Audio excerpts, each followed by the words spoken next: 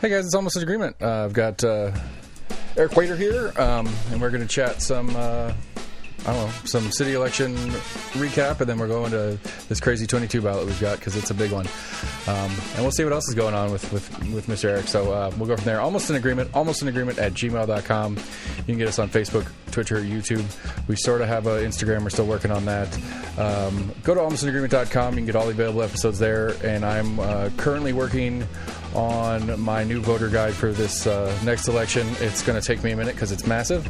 But as we get them, we'll start filling them in. And like I told you guys the other day, I'm working with the Compass as well as Mr. Hornback on trying to put together more of an idea of what the job is than who's running for it. And we'll have a little bit of stuff on that as well.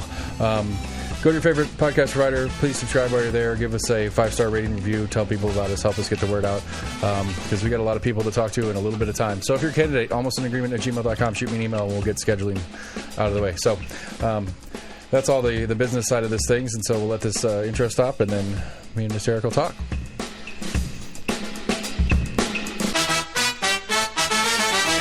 Hey, buddy. What's going on?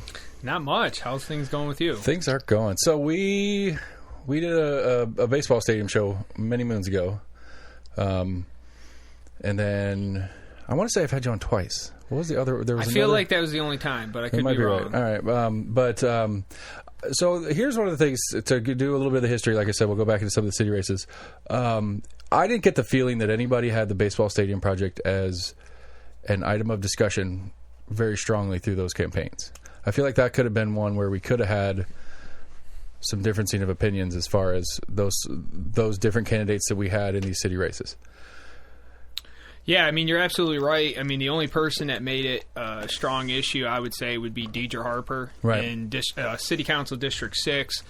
You know, the background information on that is the polling data I had access to showed that it was a mixed opinion. There was more people opposed to it. Obviously you had the realtors come out and say people were 2-1 in favor of it. Right. You know, a lot of the elected officials felt like people were strongly in favor of it.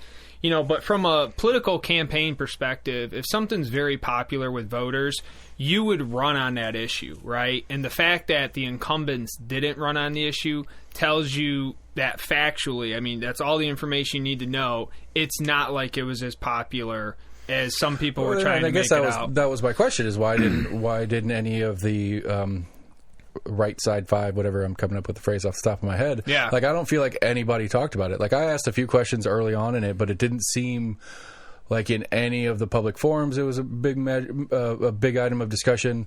I just feel like that could have been, especially with, for lack of a better word, the affiliation you had with a couple of those candidates and your history with the Nats program, that could have been a differentiating factor that did, just for whatever reason, never came to the forefront in those campaigns. Well, again, you know, when you look at the political polling and just kind of feedback from people in the community, it was largely split. So when you have largely split issues, you mostly want to stay away from those.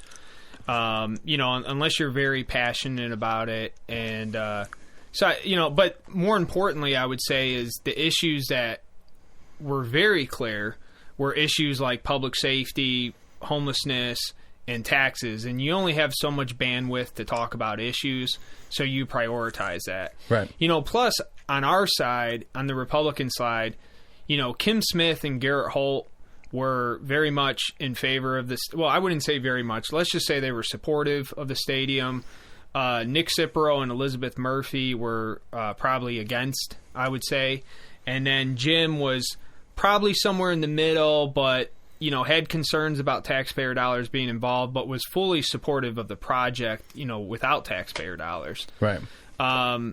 You know, and if I misrepresented any of them on that, you know, I apologize. But I think that was another issue, too. It's not like we had a cohesive message, you know, where clearly you could see on public safety, homelessness, and taxes, we did have a cohesive message. Yeah. Okay, so, I mean, that's really, like, I enjoyed spectating and content making over the city races. I'm not a city resident. I didn't get to vote in it, so it didn't matter to me. But it was interesting to see the wheels at work.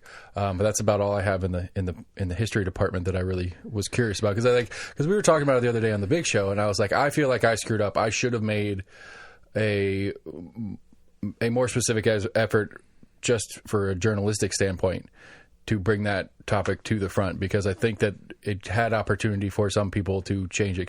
Because I think you're right, Harper was against it, and I think as we went into the city council that did vote on the only opposition was Amelia Parker anyway, and if you want to look at it politically speaking, the city council movement died hard in the primaries, so it at least reads that if the city council movement, who has the only other people that were kind of opposed to it in the races, didn't even make it through the primaries, that the public was kind of on board with it, is what it read to me like in a more amateur version of what's going on. Well, I mean, there might have been some other factors there why the city council movement was shut out in the primary. I mean, some other things too, like, so looking from an inside campaign perspective, the final details of the plan did not come out to the very end of the election. So our understanding on our side, as being the outsider challengers, was this decision was going to be made prior to the election. Right. And so we're not even going to have a say on it. It will be a done deal by then. It wasn't until maybe September or October that we finally learned that the vote wasn't going to happen until after the election. Right, but it's still swearing in's this week, next week? They already been sworn in. When is what's the timeline on that? I meant to make a note of that and missed it. Yeah, I mean, I could be wrong on this, but I think swearing in happened last month. And then, because I want to say, like, countywide is in December after the November, or after the August, or whatever. It's a weird timeline. That's what I'm trying to remember. Yeah.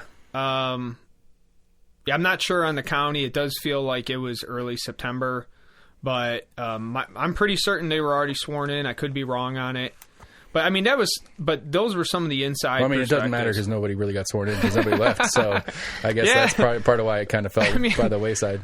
I mean, I don't know how long that swearing in is good for, I mean, do you get re-sworn in if you get reelected, or do you just continue to stay sworn in? I think you do. Is there an exit? Is there an exit interview where you have to unswear? I can say at the state level you get sworn in again. Right. I would assume they probably do again too. Yeah, at the local level too. But I mean, that was another reason that we didn't bring up the stadium. But I think the bottom line though is anyone who tried to claim that this was very popular, the incumbents would have ran on the issue. That would have been one of their top issues. Right. It's not as popular as... Definitely the Realtor Association's poll was extremely wrong. There's no way you had a 2-to-1 favorability on that stadium. I mean, it could be an accurate poll, but what's the word I'm looking for here? Just a very poor selection group. Well, then it's not accurate. Right. But, I mean, it's accurate to the poll they took, but the field that they took from may have been a little skewed. Which, I mean, you get that, like, we were talking about at the Big Show, and I don't want to go into coronavirus crap at all, but, like, there was a Reuters article that I was reading that was talking about the Omicron virus, and that everybody like 34 of the 40-something that have been identified in the States all have at least full vaccination, if not a booster shot. But people that have the full vaccination and have the booster shot are more likely to be more cautious with it because of the way things have gone. And so, it stands to reason that even though it may not be accurate to the population as a whole, it was accurate inside that group. And so it's the joy of statistics and journalism and shoving them together, because you can kind of make it say what you want to say. Yeah. But anyway, that was a long tangent for not a point. Okay, so 22 is right around the corner and it's massive. I need sponsors for this show so that I can do this full time, because there's no way I'm going to get everybody in that's running coming up. Because I'm assuming there's going to be a good number of primaries, but I'm obviously not all. But there's 27, 28 in the May primary coming up. I mean, something in that numbers. I got the list right here, but there's like 27, 28. Assuming that there's at least half of the ticket primaries, we're in the 50 to 75 people range at both sides of the ticket primary with just 2 on each. I'm over 100 people I'm trying to get here and interview. And so I'm trying to figure out how I'm going to get that many people in time. And so I guess the first question for you is there, like, not strategy wise at least, but do you already have some people in mind that have either approached you or have you approached to fill some of these seats coming up? Yeah, absolutely. Okay. Yeah, quite a few people have reached out to me, even from outside of Knox County, and I'm still assessing who do I want to work with.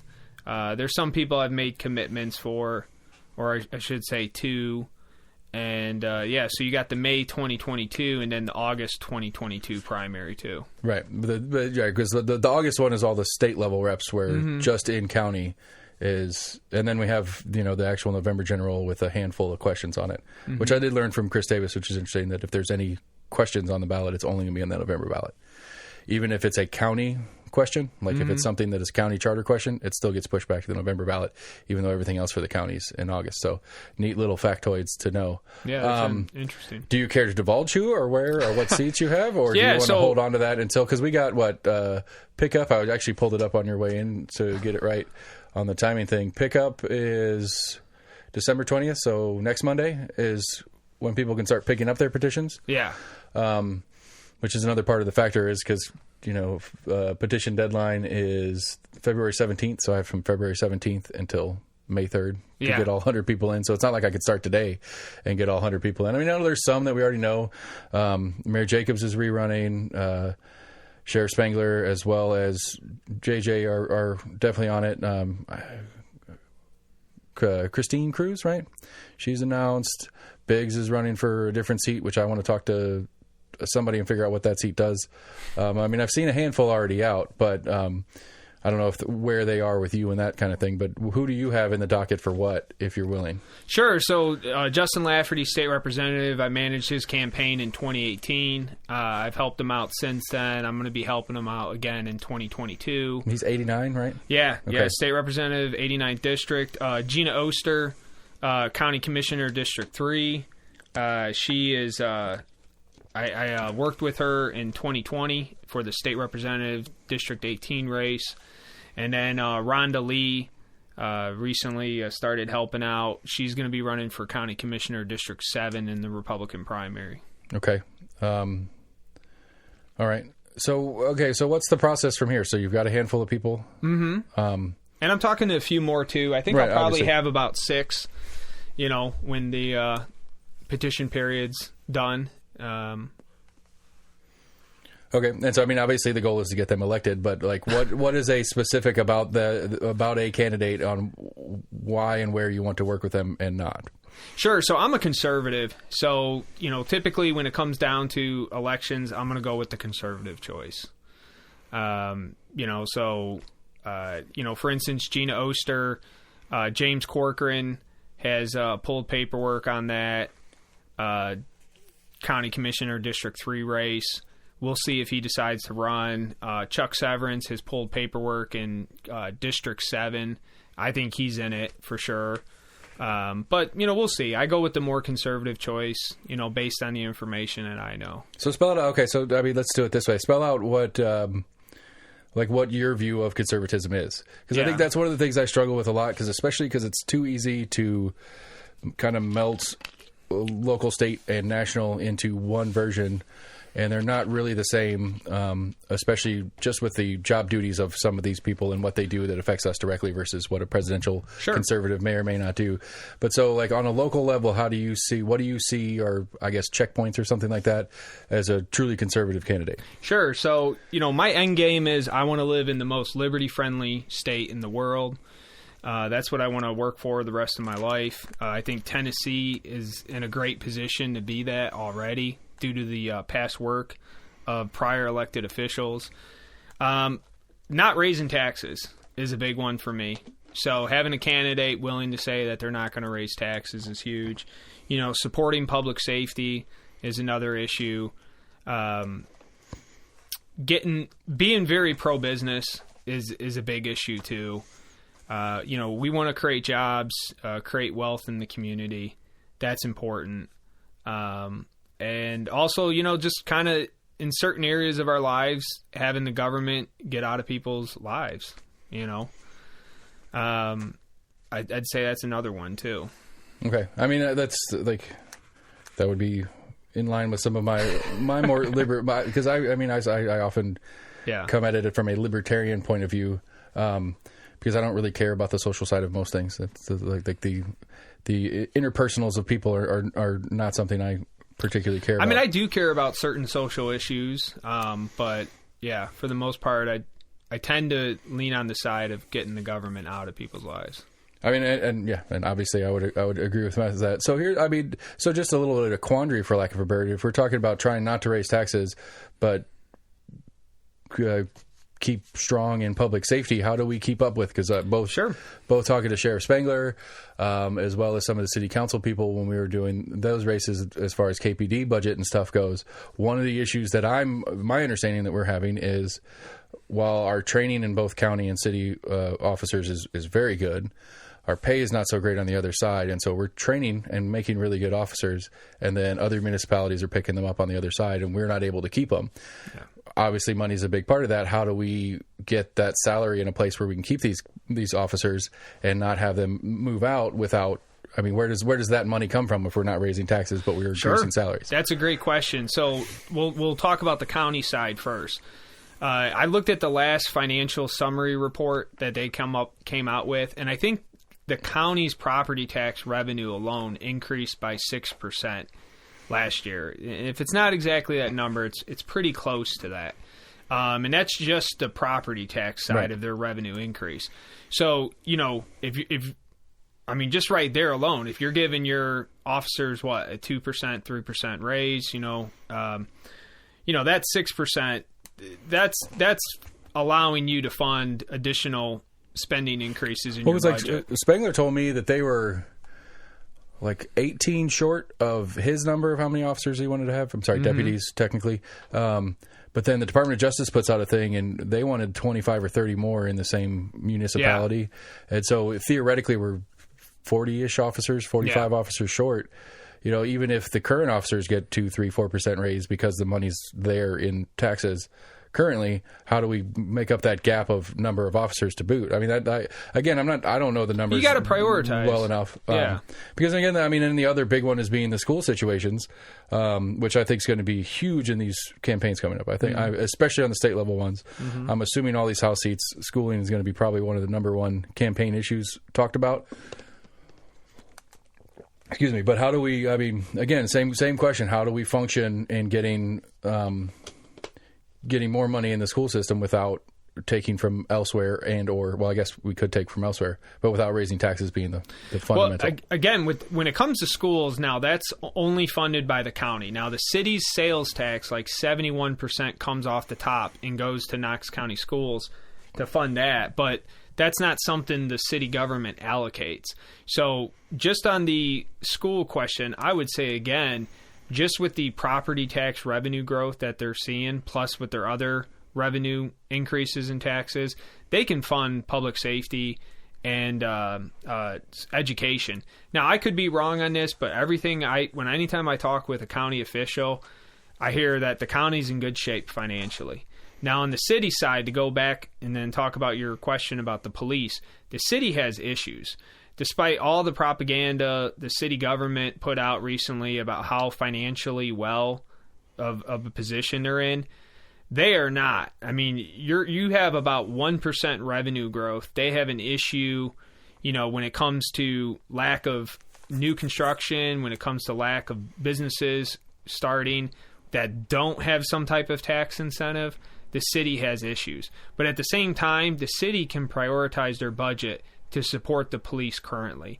And also, to be clear about another thing, because when you hear Democrats and Republicans talk about public safety, they're talking past each other about two different points.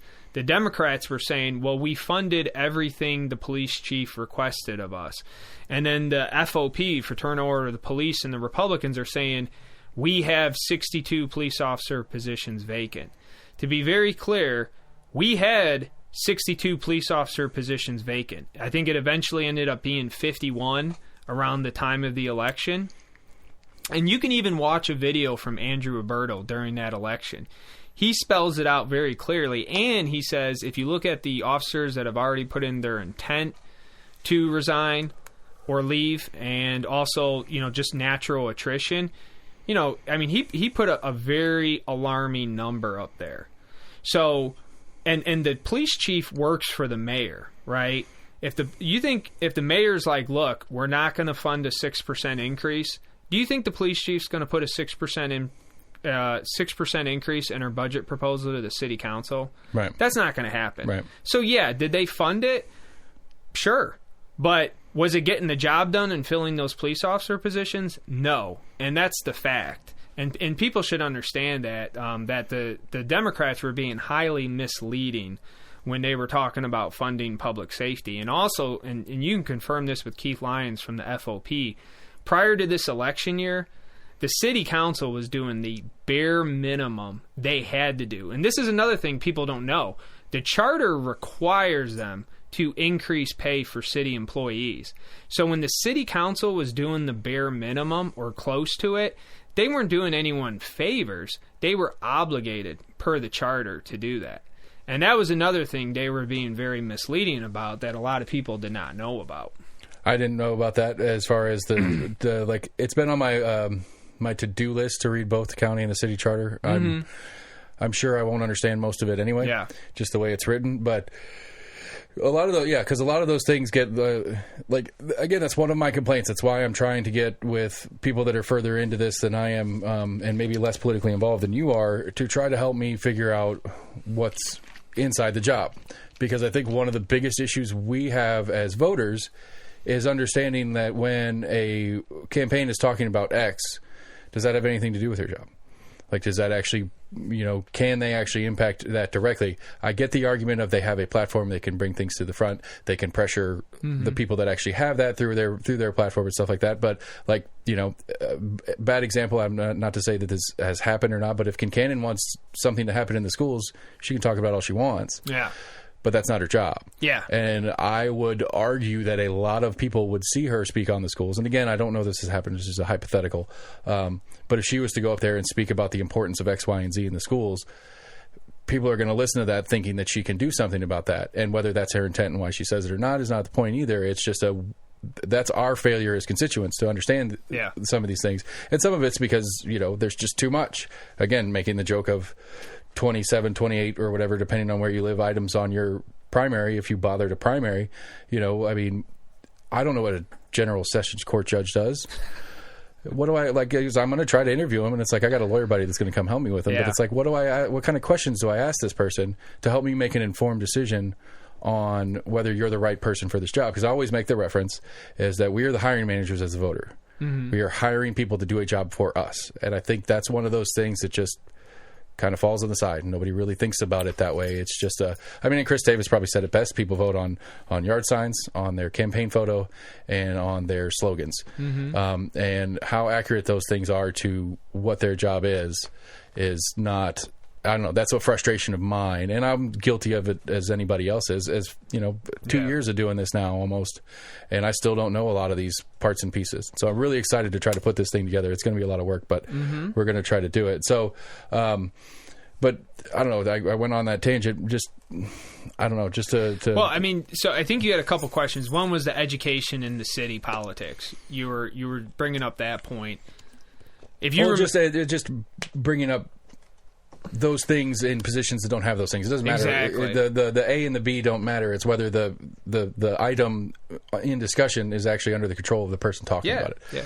And again, because I think that some of the misleading stuff about some of the financial things, I think I don't think people understand. Again, the specific of the charter says they had to do that. Yeah. And if that's the case, then how it's not. It's disingenuous at best to sell that as hey, look what we did. We did these raises. And it's like, well, you didn't. You just had to sign it because you're obligated to for the job. Yeah. And how we get that information out so that people understand what's actually happening. That's what's frustrating for me. Yeah. Because it's not really in the best interest of most candidates to be really super honest about that, because there are issues that get people out to vote for you that may not be in your wheelhouse. Yeah. Yeah. I mean, that's a good point.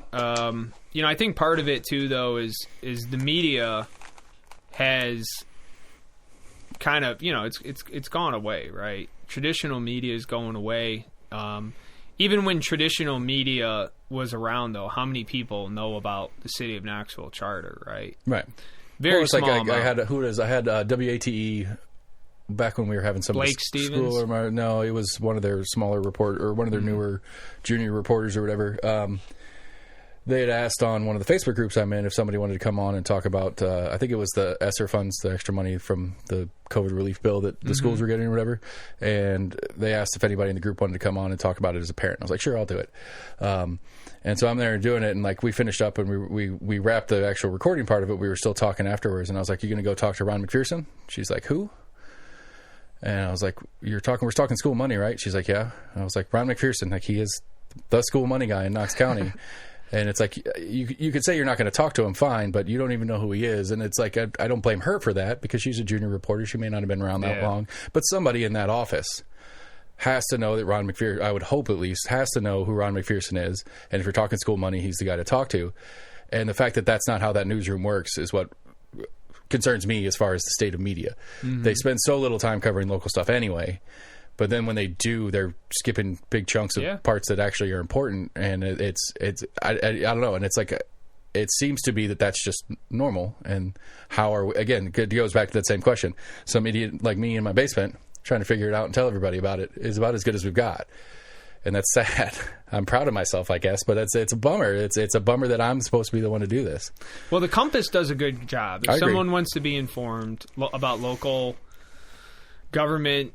But it's a pay for, and that's not how people. That's not how people are used to consuming their news. And I think I don't fault them for that at all. I think it's a great model, but I think that's one of the things that's holding it back from getting the coverage out as they do. But maybe people just need to change their perspective on that and understand that if I want quality content, I'll pay $100 a year for it. Yeah, and it's not. Yeah, exactly. It's cheap. I mean, it really is. Like it's. I want to say I do that. It's $100 a year. I've got the Sunday only to the Sentinel. And it's like $74 a year for the Sunday only, and we only really get that for puzzles. And in comparing the two, that's funny. Comparing the two as far as the quality of information, you know, imagine if you had the News Sentinel 5 times a week, right? Whatever. I mean, you can even include the Sunday on that. The quality of the information that you'll receive will be a fraction of what you would get from the Compass. Right. Well, and the News Sentinel too is the same as our nightly news local.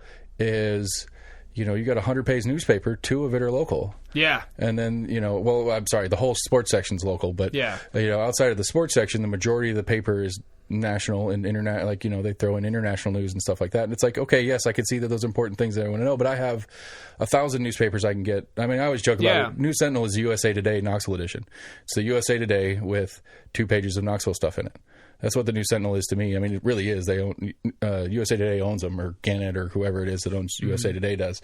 And so, like, again, it goes back to the making fun of myself part, is that I'm the one doing this. Compass is out there doing it, and Compass is way better and more experienced and more accurate than I am. So if this wasn't an ad for Compass already, go ahead and go out and buy Compass. I'll even throw a link in the description. So if you promo code Almost in Agreement, which doesn't exist, but try it. We'll see what happens. But yeah, I agree that I like Compass. I at least read their email every day. I may not get through and actually get on the website every day, but I at least read the email every day. And if it's a story that I think is something that I want to know more about, I'll go through and get into it. I like Hornbeck's page. It's a little bit... Hornbeck's the problem with Hornbeck for me is that he writes in the assumption that you already know a lot of parts and pieces. And so, like, he'll be like, this thing happened. And it's like, well... what's the backstory to this thing? I don't have the depth of knowledge to understand some of the depths of it, but I like Hornbeck's page, and it's free. And I find him a little interesting with his. I feel like there's a little bit of conflict of interest in who he is and what he's doing at the same time. I mean, he's on the state executive committee right now, and I think that's kind of weird that he's then running out a news thing. But he also breaks stories that News Sentinel doesn't even break. So I don't know why we went into a local media critique session, but we did. Where else do you go? I mean, that's my set, locally at least. You know, I think local media right now is pretty weak. And really, if I didn't do campaigns and elections, I can tell you right now, I would not pay any attention to local media. I mean, that's it. Right. So it's just to be knowledgeable so that when I'm talking with a candidate, you know, I know what I'm talking about so I can share it with them. Yeah. You know, that's it. Yeah. So local media sucks. I'll say it again. I say it all the time on the show. So that's that part of it. I don't know. Okay. Again, so we're not going specific strategies, but like, you know, we've got a set of people I made reference to, I think that schooling and the CRT conversation and masks are probably, I think vouchers is going to be one of the big part of the schooling conversations coming up. If I'm wrong, you can correct me on that. But what are some of the major issues you think are either naturally going to be in these campaigns or that you feel like you and your team are going to try to push as part of the campaign moving forward? Yeah, it'll be interesting to see how that's developed. I don't have anything set in stone right now, in regards to what those issues are going to be. Taxes are going to be a big one. So getting candidates who will make that public pledge, I'm not going to raise taxes. Right. That's a big one.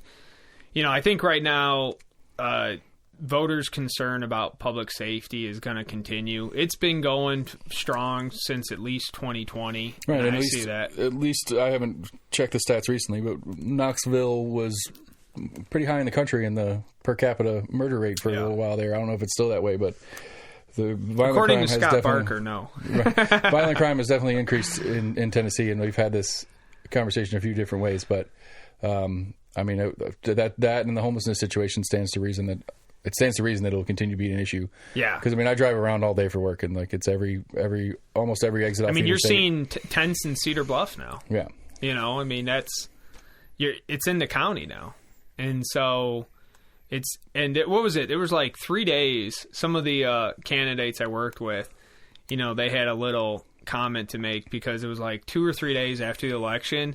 They released that report that homelessness is up 30% in our city or something like that. Good timing. Yeah.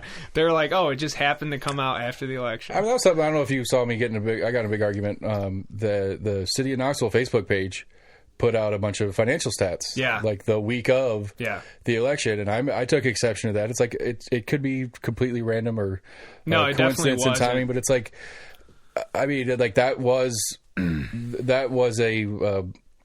a post on the specific issues that have been part of the campaign process. Well, I'll tell you what happened there. So, and this was reported in the Knoxville News Sentinel. So what I'm going to say is public knowledge.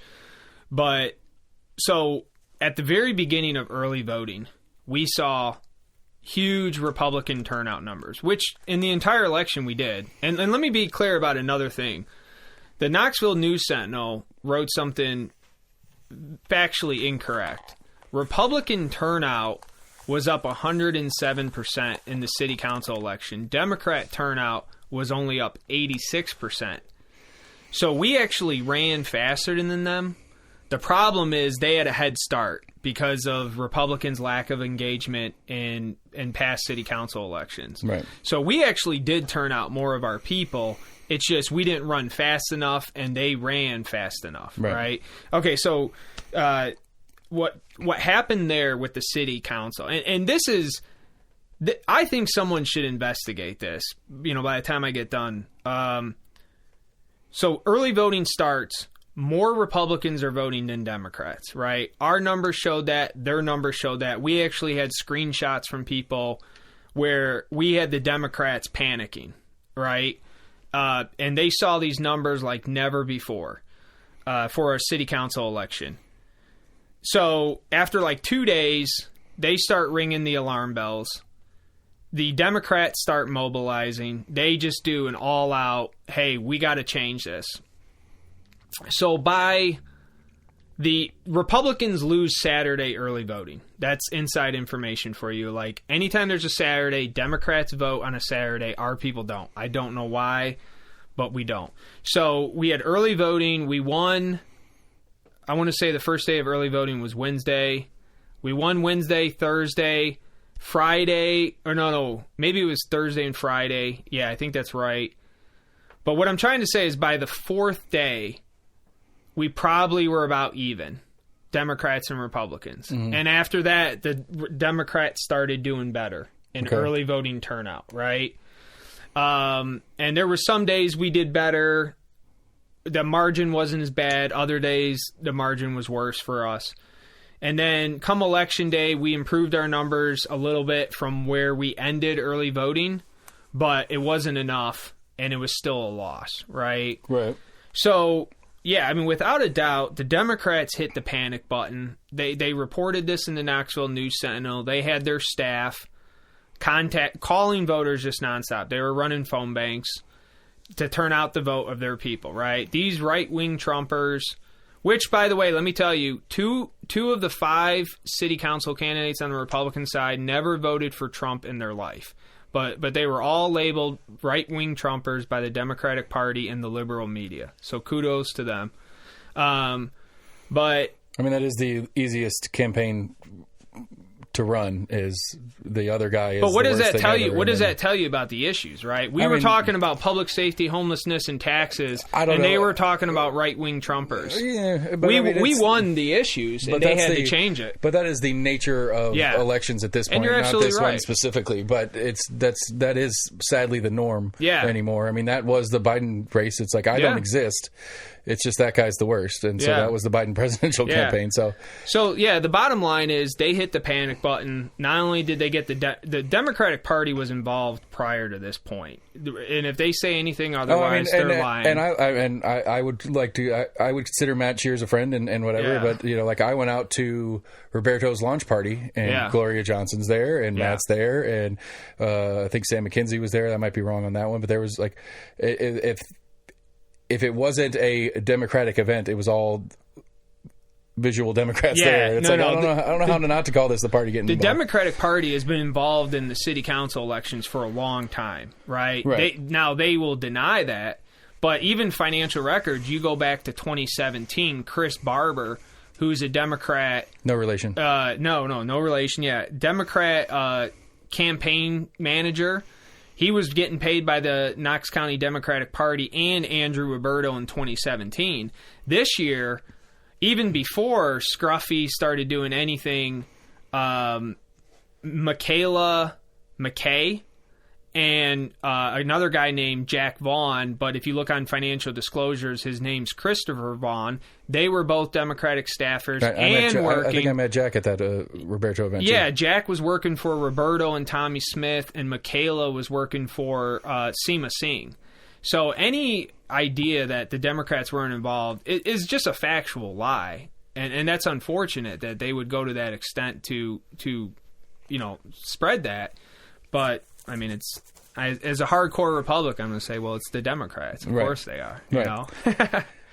So, but to go to your point about the city council, there is no question. Now, I'm sorry, the city government. There is no question. Someone told the PR department, "Hey, start cranking out information for us." You had India Kakanen. She sent out a letter with the tax bills talking about all the things the city has done. Really? I'm not a city resident, so I didn't get to see that. Yeah. And so that was sent out. But, their social media, their websites, these are taxpayer-funded things, and there was a coordinated campaign between the Democratic Party, the city council Democrats, and the city of Knoxville government to pump out information at the end to turn out the Democratic vote.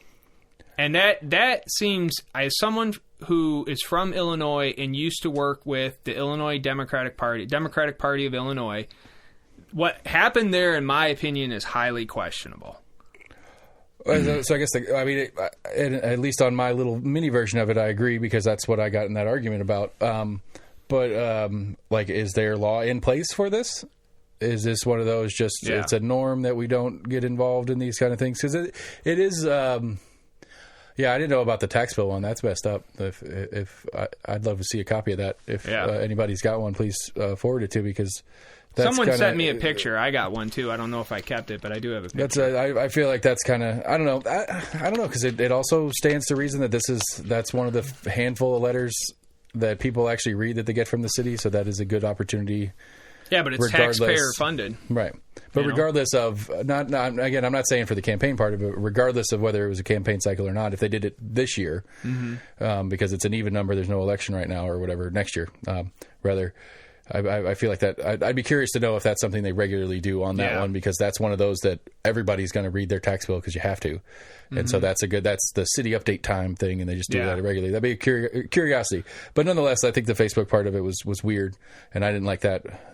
Personally, but again, not a city voter. I mean, there was even, I saw in the Compass Facebook page, which kudos to Todd Frohmeyer, who pointed this out. I mean, that guy's a staunch Democrat. Oh, yeah, yes. And he was like, this seems interesting. You know, like he was at least questioning it. Right. Like it, you know. I like Todd a lot. He's up there in Morristown now, and apparently he took the chair of that party in the Morris or in whatever county Morristown's in.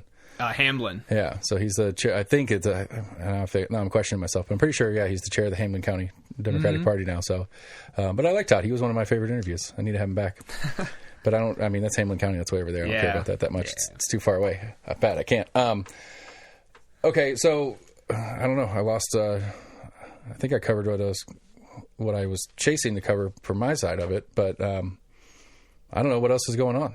Like, I mean, okay, actually, I lied if you'll divulge some details, because I like one of the complaints, and you can help clear this for me, that I had heard was that there was a bunch of outside money coming in through your PAC as well as some of the other local ones.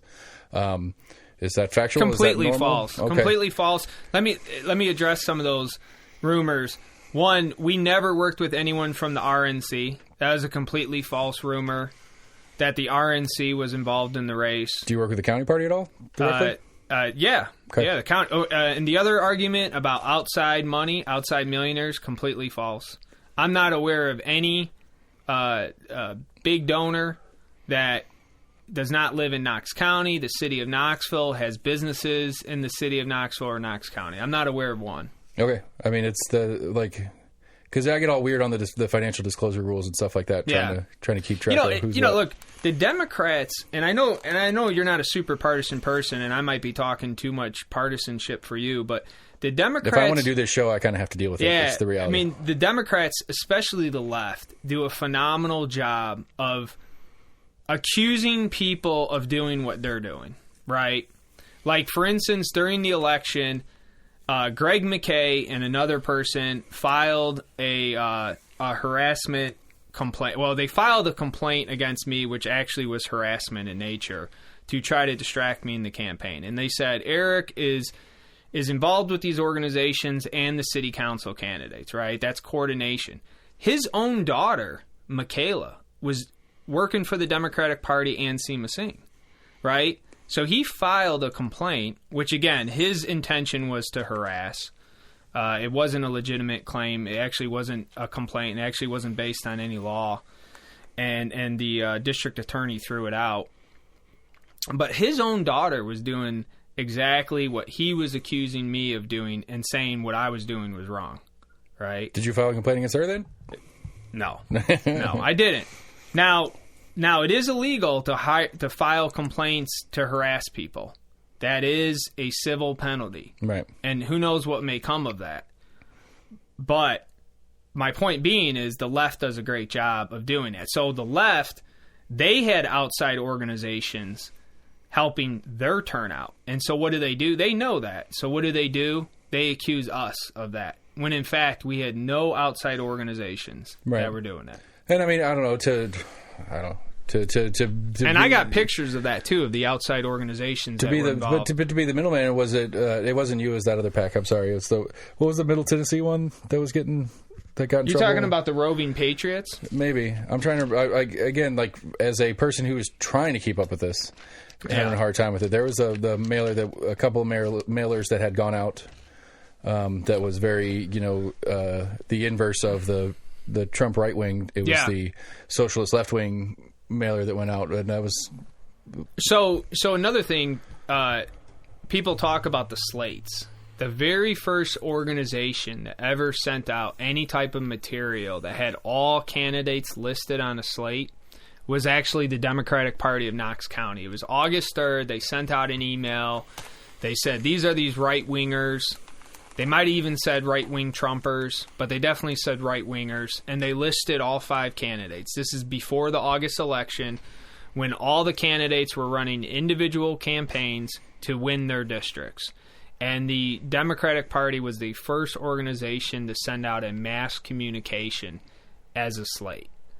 And then this is another example where they... But it was slating you, not themselves. Exactly. Okay. Exactly. And then this is another example where they will then attack us for slating candidates when they were the very first ones to send out a mass communication. The left is excellent. Was it already your intent to slate your candidates prior to that happening, though?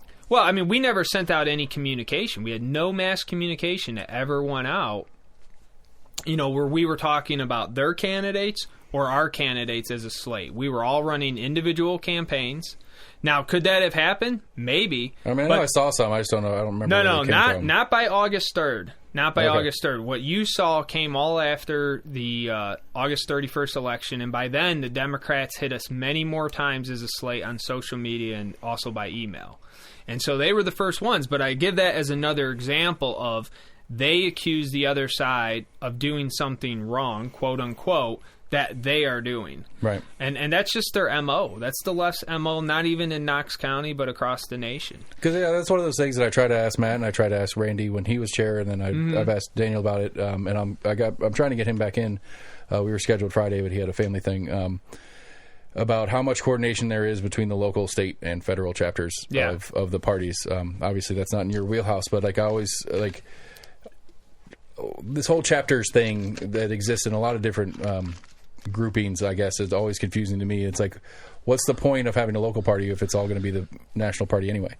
It's just a local branch to help your local version of candidates. But if all the issues are the same, then what's it matter if we have somebody from New York come down and run a campaign, because they're doing the same thing? Yeah, it's all the same party positions. I can say from my experience, I mean, Burchett or Haggerty or Blackburn probably have a different experience, but based on my experience helping state reps and local candidates, I've never had any involvement or any communication ever with a national organization. Okay. But here, another thing when talking about dark money, and this is what the left does, is I think the new dark money source is going to be media. Because you look at all these companies, and there's no way they're making money. So how are they staying? Oh, I make the joke all the time. Like, why does a Boeing commercial exist? Yeah. And why is the only place you ever see a Boeing commercial on NBC Nightly News? Yeah, who's going to buy a plane? That's a great point. I mean, it's like, I don't plan on buying a jet anytime. And if I did, it's not going to be a 777 or something like that. But, I mean, recently I was reading some news where there was Bill Gates has donated like $250 million to media organizations. And I think he's trying to get that Nobel Prize. He's been working on it for years.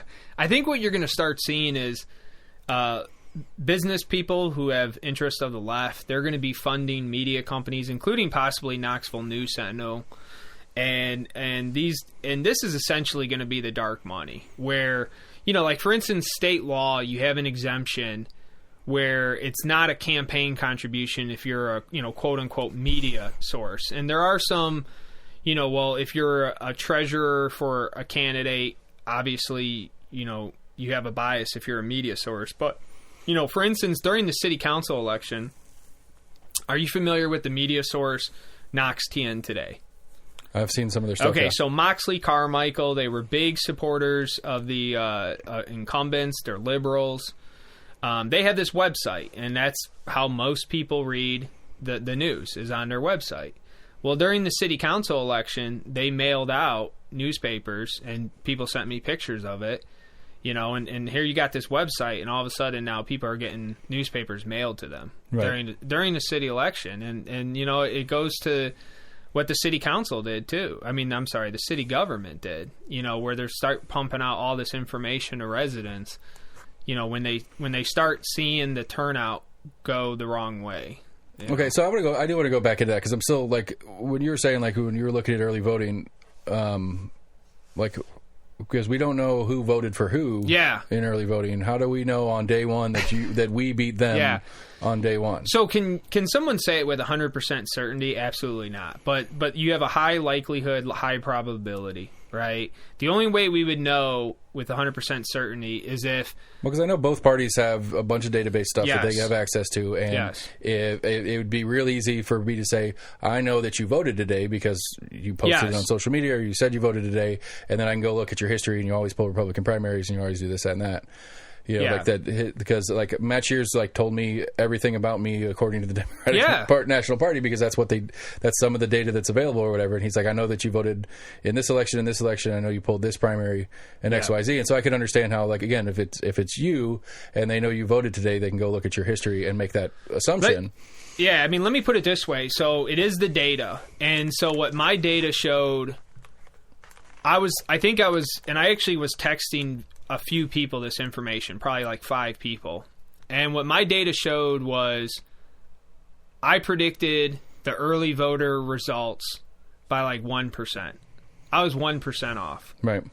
So the only way we could know for sure is if Chris Davis and the Knox County Election Commission would count up the votes after each day of early voting. That's the only way we can know.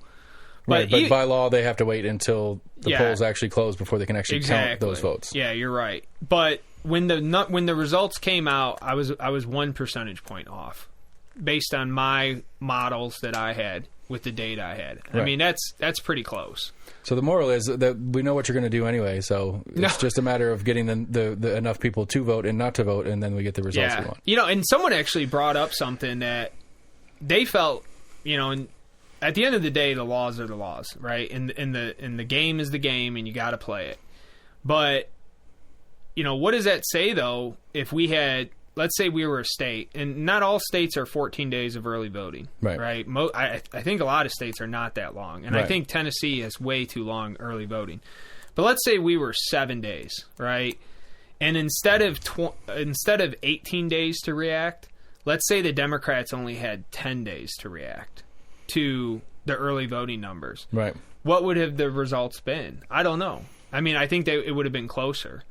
But the fact that they had 18 days to react, because you start early voting 20 days before Election Day, right, that really gave them the time to ramp things up, you know. And another thing, too, about that election, if you look at the 2017 numbers, the center-right candidates who ran, they lost about 18% to the Democratic incumbents. You know, let me give you the best example. Kim Smith.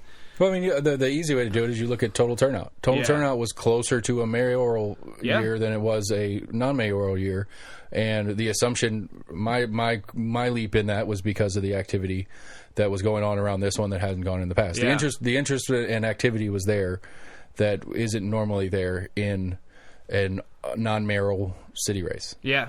Like, that follows me. All right. Last words. I actually got to bounce. I got to get the kids. Yeah, sure. Anything else you got?